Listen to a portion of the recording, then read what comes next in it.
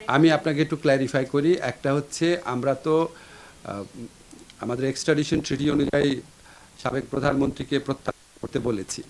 আর এটা হচ্ছে ইন্টারপোলের মাধ্যমে রেড অ্যালার্ট যেটা জারি, সেটার আমাদের তরফের যে ব্যবস্থাটা সেটা আমরা নিয়েছিলাম। হয়তো গত মিটিংয়ে আমি খুব ভালো মতো বলতে পারি নাই, বা হয়তো ইনক্ল্যারিটি ছিল।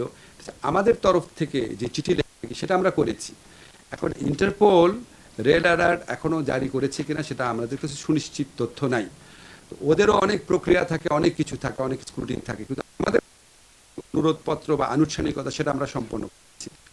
এখন আমরা বিচার কাজ শুরু হলে অন্যান্যদের বিশেষ করে আইসিটির বিচার কাজ শেষ হলে তো সাথে সাথেই ইভেন বিচার কার্য চলাকালীন সময় যদি কখনো আদালত মনে করে যে তাদের এক্সট্রাডিশন প্রয়োজন, সেরকম কোনো মানে আমাদের কাছে মেসেজ আসলে প্রসিকিউটর অফিসের মাধ্যমে সাথে সাথে এক্সট্রাডিশন চাওয়া হবে। আমাদের এই আইনে মানে যারা অ্যাবসকন্ডিং আছেন, যারা পলাতক আছেন, পলাতকের বিচারের বিধান রয়েছে। পলাতকের বিচারের বিধান রয়েছে। এটা তো সাধারণ খুনের ক্ষেত্রেও রয়েছে, আপনারা জানেন। কেউ পালিয়ে থাকলে কি তার বিচার হয় না? এখন আমরা তো আনার সর্বাত্মক চেষ্টা করছি।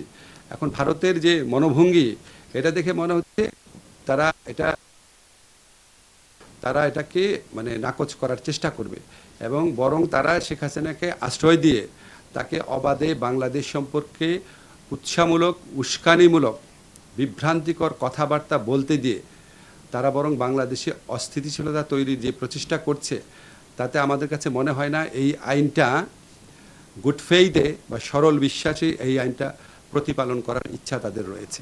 আমরা আমাদের দাবি জানাতে থাকবো।